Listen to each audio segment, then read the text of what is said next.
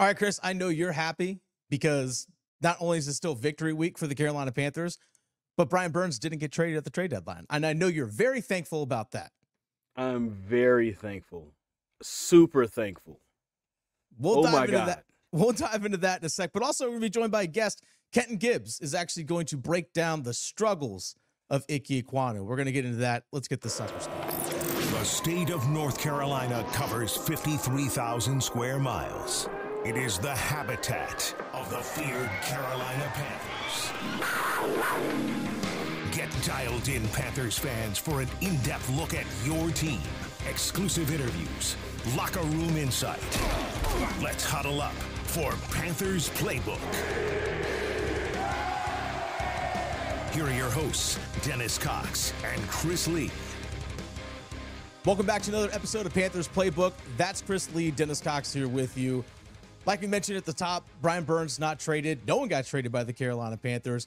Also, we're going to break down a little bit of the struggles of Ikem Ekwonu. Former NC State defensive lineman Kenton Gibbs is going to join us here a little bit to kind of give us a breakdown of his thoughts on Ikem Ekwonu. But before we get into all that, make sure you smash that subscribe button. Just like the Panthers are going to smash the Indianapolis Colts because it's a Frank Reich revenge game. So smash that subscribe button. Also, leave us your thoughts and comments in the comment section below. We love interacting with you. So again, let us know your thoughts in the comment section below. And also follow us on your favorite podcast app as well. All right, Chris. This week, trade deadline. It came, it went. The Panthers did not make a move. We heard a lot of names floating around there. Brian Burns, Laviska Shenault, Jeremy Chin, Dante Jackson. Laviska's name was in there? I didn't hear Laviska's I've name. even seen Laviska's name get pop up here once a little bit. Okay. But a lot of names nonetheless popping up for the Carolina Panthers when it came to the trade deadline. But the Panthers did not make any moves. And the biggest name floating out there, Brian Burns. Brian Burns is not going anywhere. I will say this, since you didn't trade him, you better get that long-term deal done. Yeah, absolutely. On Twitter, you mentioned it as it being a failure, that nothing got done. I do, and I'll explain why. And I'll say this, it is with a caveat. It's not a failure if there wasn't a good deal for somebody like a Derrick Brown or somebody like a Brian Burns, right? Mm-hmm. If you're not getting, like, if a team comes at you and says, hey, we want Brian Burns, but we're going to give you a first and a third, then the Panthers are well within their right to say, no, thank you, because we 100%. could have gotten 2 firsts for him last year, and it's still the same player. If somebody was like, hey, we want to give you, we want to get Derrick Brown, but we're only willing to get give you a second for him. No, I think he's at least worth a first. 100%. So, I'm with that. I can understand if somebody didn't want to go after Jeremy Chin because he's currently injured. You brought up Laviska Shenault. He's currently injured, right? Yeah. He has the ankle injury he's dealing with right now. Maybe a team didn't want Dante Jackson. Maybe there was no need for him. Maybe there wasn't the right package for him. And also, when you start getting into the realm of, well, we'll offer you a 5th, 6th, 7th, is it really worth it? Because that 5th, 6th, or 7th rounder may not even make the team next year, right? Mm-hmm. And so now you have would you want to trade that for somebody who's a veteran who you still have under contract, who could still potentially contribute for you next year and of course this year. So I don't look at it as a failure. I look at it, maybe I'm trusting that Scott Fitterer has been playing some smart business here. Okay. Nothing so far about Scott Fitterer's time with the Carolina Panthers has instilled any bit of trust. And that's not just me. That's a lot of Carolina Panthers fans feeling that. The reason why I say it's a failure is because for a guy like Dante Jackson, I know he's under contract for next year, but I'm looking at the year 2025 and beyond. Who on your roster right now is going to be on that team in 2025 and beyond? And Dante Jackson isn't one of them. Nobody. Pretty much. Not, outside of like Bryce Young and like a few others, not really a whole lot of guys. So I much rather trade a veteran like Dante Jackson. For example, we saw Rasul Douglas. Rasul Douglas and a 5th round pick go from Green Bay to the Bills for a 3rd. I'm like, Rasul Douglas isn't that much better of a player, I don't think, than Dante Jackson. Like, you telling me you couldn't flip Dante Jackson for a 5th for a team that needed a corner? But here's the thing. I'd much rather take a 5th round pick this upcoming year for Dante Jackson, because we know that Dante Jackson isn't going to be on the team in 2 years. He might not even be on the roster next year. Rasul Douglas has availability to his credit. Dante Jackson, fair point, does get hurt. Now he doesn't stay hurt as often as J.C. Horn, but Rasul Douglas is a stalwart. He's on the field, so I think that's a part of it as well. I totally understand that as well. But even for example, I know Jeremy Chim's name was floating around. I think the injury probably prevented a lot of teams from making any sort of offer. But I highly doubt Jeremy Chin's even going to be on the roster next year, which is sad to say. Last year of his contract. Love Jeremy Chin. Exactly. He's on the last year of his contract, and this team obviously has shown they do not want to play him because even with injuries to Von Bell and to Xavier Woods and to so many other guys on defense, he still plays less than 50% of the snaps. So they don't value him in terms of what he does on the field. If anybody offered you any sort of thing for Jeremy Chin and you did not take it, that's a failure in my opinion. But you mentioned things about Derrick Brown and Brian Burns. If the package and the deal wasn't right, you did the right thing by walking away. 100%. 100%. Absolutely. But if there are any sort of guy, like if a team was like, hey, can we give you like a 2025 7th round pick for DJ Chark? If you didn't take it, shame on you. What? Shame on you. Yes. Are you serious? For DJ Chark, yes. You know why? Because DJ Chark isn't going to be on your roster next season. He's not. Okay. I'm with you on that. But the only semblance of a deep threat that's on this roster right now is DJ Chark. Winning. This team isn't winning anything this year. Got you. So who cares? I got who you. cares? But at this point, though, what does losing get you? What does losing get you? Higher draft because pick. you don't have one in the first round. So it does sound nice.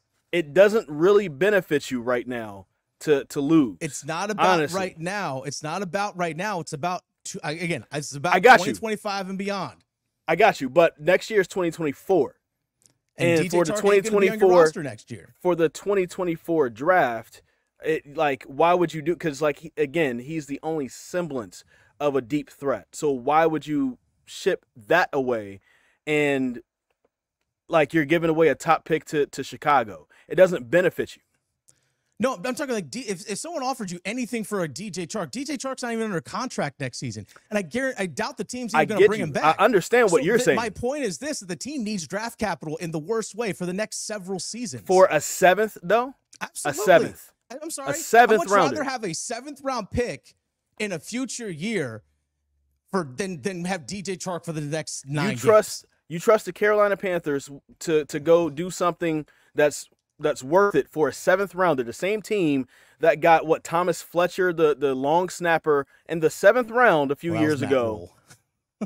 That's what I'm saying. Come on, bro. A 7th. I would take anything. Now, I would take anything. If you say a 4th or a 5th, okay, we might be talking, because that might be a depth piece or somebody who may be able to play special teams, or maybe even a wide receiver that ended up falling down the draft board, but maybe should have been a 3rd because of whatever reason. Then okay, maybe you're talking. But a 7th rounder, I don't trust the Carolina Panthers. You might as well not even pick in the 7th round if you're the Carolina Panthers. Dude, I would take any draft pick. You know why? Because this team needs picks. I don't care what round they are, the team needs them. I'll give up DJ Chark for a 7th round pick right now. You know why? Because DJ Chark doesn't do squat for this team right now. He doesn't. He doesn't do squat for this team right now, and he's not going to be on your roster next year. So, okay, he's not going to be on your roster next year or the year after. If you could have gotten something for him, I would have taken it in a heartbeat. And neither is that 7th rounder. You don't know. That's the thing. You don't know. But here's the thing. At least you give yourself a chance. At least I give myself a chance for I take my chance for this year. For what's this year? To give myself a sliver of a deep threat. for this year, I'm sorry, what are you winning this year other than nothing? You're not making the playoffs, so what does it matter about this year? This is your all about the 2025 future. 7th rounder is not going to even be on your roster either. You don't know that. But at least I give myself a chance. At least I know is not going to be on my roster in 24, 25, 26, 27 is DJ Chark. At least I know at the 7th round pick, you never know. You might find a steal. You might steal something there in the 7th round. You never know.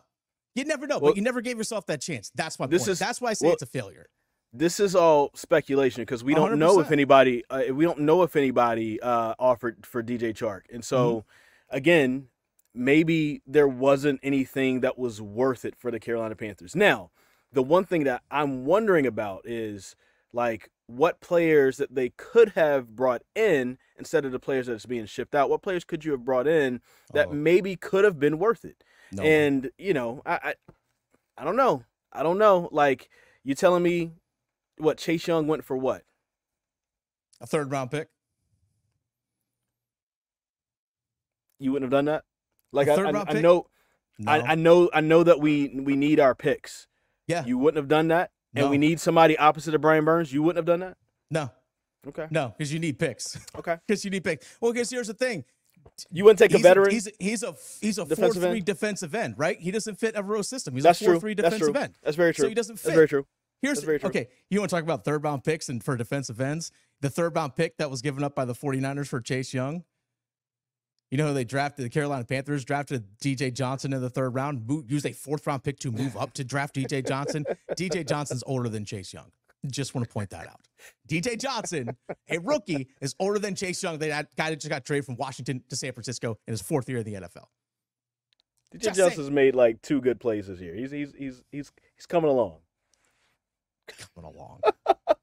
He's coming along. He's doing his thing. Here's the thing. No matter what, whether they got draft picks or not, I do not trust this front office to make any good decisions with it. That's all I'm going to say. Because they haven't done anything. Have not done anything.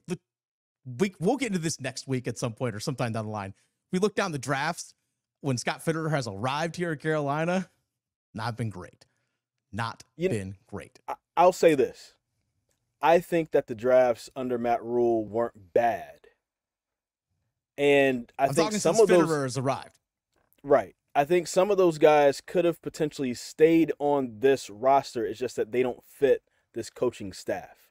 But, we could talk about that another time. But I feel you, though. We're definitely going to dive into this. I don't trust Scott Fitterer when it comes down to making trades and trading up for stuff. That's where I don't trust him. Yeah, how it would be great, those draft picks they gave up for Matt Corral, who's not even in the freaking league right now. Could have waited for Sam Howell. One of those draft picks was Ikem Ekwonu. He's struggling right now. Let's dive into why Ikem Ekwonu is struggling. Kenton Gibbs joins us next here on Panthers Playbook. Kenton Gibbs, Locked On ACC Podcast, Locked On Wolfpack Podcast, joining us here on Panthers Playbook. Also a former NC State defensive lineman. Was at NC State just before Ikem Ekwonu, and this is the reason why we're actually bringing Kenton on, is because of Ikem Ekwonu and, well, let's just say his struggles. He's been struggling, man. It's been sophomore slump. It's not been good. It's not been good. All right, Kenton, I got one very, very burning question right now. Okay, let's talk about it. Why does Icky stink right now? So, Chris, I mean, let's be real. He's not playing well. You made snot come out of my nose right there. I don't know if you caught that on camera, but snot came out of my nose. Let's get into it, shall we? Okay. Like Chris said, it's a sophomore slump. Mm-hmm. His rookie season, he was one of the best performing tackles in the NFL at certain points of time. The people were like astounded and blown away by this thing. Well, guess what? There's a 4 years worth of tape on you now.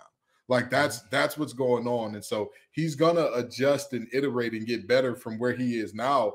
And I know that's hard for Panthers fans to hear because I mean we remember how instant it was with Cam Newton, right? When he came in, it was like we're from bad to like, oh, we're good now, just like that. But here's the thing: you don't catch lightning in a bottle 5-10 times as a franchise in like a decade and a half span. You're asking for a full rack of ribs worth of a blessing here and hot dog timing. That just ain't gonna work out, right? You need to give this thing some time to cook, some time to marinate, some time to do all the things you need to do to get better here. And again, his struggles are very bad. I'm not making any excuses, not saying, hey, he should not be better, but there are many things going on around him with that team that need to improve as well. They need to be able to run the ball more to put themselves in better positions so that it's not every third down, it's third and long. You know that you got Ick is going to have to pass block in a traditional deep set, which was the biggest knock on him coming out of the draft. So I think that it's a situation where there are many parts of this team that are all young and forming together to get like at once. And there are older parts like the receiving core, a bunch of old guys that can't do much. So you're looking at a situation where Ick has been bad, but his badness has been compounded by the team's badness. Well, let's go into this because like the PFF grades came out from this past Sunday, and his run blocking is great, 65.2, right? Mm-hmm. But then like he's in the green. But then he's in the red in pass blocking, 33.4, and you brought that up, which gave him a lower score, overall score than anybody else on that line. And on the other side, you see Taylor Moton, whose run blocking isn't that good. He's 45.5, but then he's 77.7 on the pass blocking side. Like, from a defensive lineman standpoint, and for somebody who played the game, like what makes that gap right there when somebody is so good at run blocking, but then on the other end, we saw him all 6'4", 340 pounds of Icky, got bull rushed by a smaller guy who's probably 100 pounds lighter than him. Like, how does that happen? Well, the problem is it's not only a mentality shift, it's a technique shift more than anything else. To be a dominant run blocker, you can lean a little bit. You know what I mean? Like, obviously, leaning is not ideal, but you can lean on guys a lot more in the running game, and that works out for you, as opposed to in pass blocking where you're worried about, oh, man, this guy's got so much speed, so let me make sure that I'm getting as much depth as possible. And then you put your feet in bad position to where your body is leaned too far over your feet. And now if somebody comes and gets in your chest, you no longer have your core directly under you to where you can sit down, anchor that thing, and he's not going anywhere. That's just not the case for him. It all begins and ends with the footwork of this thing. And I feel like he's gotten a little bit of the yips right now, right? Like, he's gotten a little bit of, I can't get beat around the edge. I can't get beat around the edge. And then when you're so hell-bent on, I need to get depth right away, you can end up in a bad position posture-wise to where you're almost sitting back in the chair, to where all it takes is the right, the snot just flew out your nose, could have knocked him over at certain points in time, because he's been, again, just leaning back in a very, very passive posture because he's looking to get depth so he doesn't get beat around the edge. And so, that's kind of what prompts that guys that are 40, 50, 60 pounds lighter than him being able to give a long arm stab, and boom, down goes Icky, down goes Bryce Young. So is this fixable? I mean, the technique and all that, but the stuff between the ears, is that really fixable? Oh, 1,000%, 1,000%. Here's the thing though. He's at a very important crossroads in his career. Yeah. He's at a very important crossroads as far as the rest of this season. I would even say the beginning of next season, because we have seen players have moments like this and just be fine, right? Mm-hmm. We saw the left tackle from the Broncos. He couldn't stop holding when his career started. I mean, every time you look up, that man was grabbing, it was yellow flag after yellow flag after yellow flag. You thought the Latin Kings were on the field or something. And lo and behold, he gets better over time. He learns and he says, okay, I need to do what I need to do in order to be a better pass blocker here. And what seemed like it was going to be a career-long problem has now seen him turn into a better left tackle, even good at some points there. So with Big Ick, he's got the talent, he's got the physicality, he's got the veracity, he's got the mentality. He just has to get past this mental block, get past this struggle, because every NFL player goes through it, right? It's not uncommon to see Peyton Manning. How many interceptions did he throw starting off his career? And look what he turned into. Or if you want to go back to offensive line, Tony Manders, the incredible hope that turned into an incredible bust, came back later in his career when he got things right and kind of worked on things differently and was much better blocking for Peyton Manning. So I'm looking at it saying the tools are there. I struggle to write any guy off in year 2 of his career, especially when we saw how good he was in year 1. Yeah. I can see it, that a return of year 1 and even more going forward for him. So my thing is this though, like if it is between the ears, if that's what is going on, like should we expect this to pretty much kind of continue throughout the season? Can this get fixed during the season? Because you would think that during the bye week, you could take the time, work on the technique, kind of get some extra reps and things like that, whatever he needs to do, and come back and maybe have his best game of the season. And he almost, in some ways, for pass blocking, looked worse. So, like, how does this how can it fix itself during the season, if at all? So it can get fixed during the season just by I don't know if either of you have ever seen the movie The Replacements with Keanu Reeves and all those guys, where he talks about quicksand, right? He talks about the concept of quicksand. And the harder you fight it, the harder you try to fight to get out of your head about something, the quicker you sink. You've just got to let go, relax, and realize, hey, man, I'm a Charlotte guy playing left tackle, something I've been doing since I was 8 years old. This is what I do. I'm just going to do what I do. Just relax. Because the tighter you get and the more you think, there's a phrase in football that sticks with me. It's a phrase that we could use in broadcasting as well. If you're out there thinking, you're out there stinking. You just got to go. You just got to react. True. You got to come in prepared. When you come in prepared, no, I'm prepared. Trust your preparation. Trust your skill set. Trust your coaching. Trust that the play call is going to be what it's going to be, and it doesn't matter. I've got to do my job and roll out from there. But again, it's just at times this season, he's been exposed on things that were problems coming in from the draft, and he's been exposed on things that he looked good with last year, but they were unique to him. They were certain things that he did that's like, oh, this is different. But now, again, there's a full 17 games where people can say, hey, if Ick wants to get to your outside shoulder, here's how he's going to do it. Hey, if Ick is run blocking, this is what it potentially would look like. Be aware of these tips. So he's got to clean up some of those small things, but just relax. Do your thing. Play football, and you'll be fine. So you mentioned the stuff that we're seeing now was a red flag, lack of a better term, going into the draft. Mm-hmm. Why is it still an issue a year and a half in? I think a lot of people think like, all right, you should think this stuff should be worked out by now. And for the fact that he has the same offensive line coach, too. Exactly. Yeah. 100%. Like, so is it coaching? Why are we seeing these glaring things pop up a year and a half after the draft? So let me quote the famous philosopher and poet Sean Carter. You can try to change, but that's just the top layer. Homie, you was who you was when you got here. The reality is you can change certain things about a player. You can change small things here and there. You can free a player up to play faster, but certain things that you've done since you were very, very small, yes, you're getting paid millions of dollars and you should change it, but it's going to take a while. With NBA players, when they change their shot, is it overnight?